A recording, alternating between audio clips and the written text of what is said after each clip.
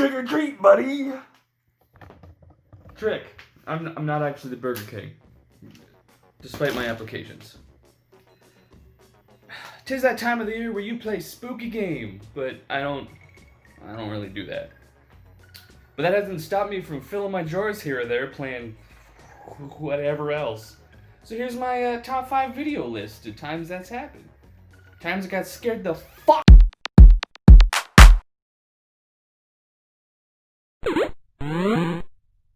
You ever play Zelda 64?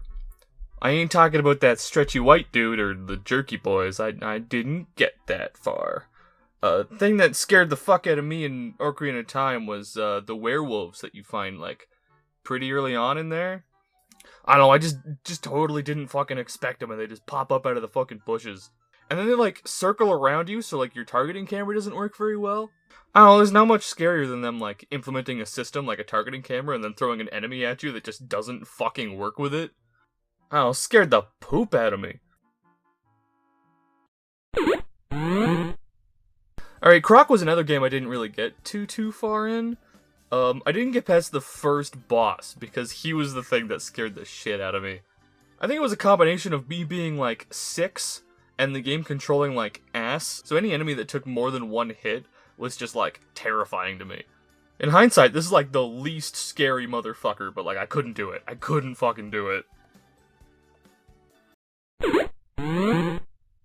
One thing I like about Spyro 1 over Spyro 2 or 3 is that the enemies are, like, a little more varied and legitimately scary.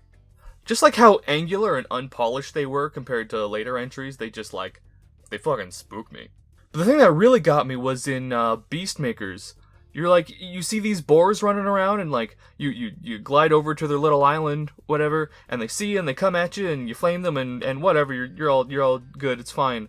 But then there's just, like, this one hiding behind this hut, and, like, you don't fucking see him until he's just, like, tusk deep into you, and it just, oh jeez. So because I don't want one game filling half these slots, I'm gonna throw in a few other honorable mentions from this game. Well, not as scary as that one boar. The dogs in Toasty kind of scared the shit out of me, and, like, damn well everything in Dreamweavers. Like, these angular fucking elf dudes, wacky-waving inflatable sleep paralysis demon, and whatever the fuck these things are supposed to be. What the fuck?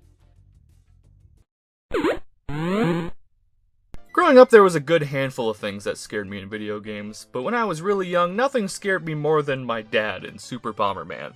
I don't know, man, I was like 4 years old and he, like, refused to play nice with me. Like, I didn't win a single match of that game against him. I think to this day I'm still, like, really spiteful about Super Bomberman because of that asshole.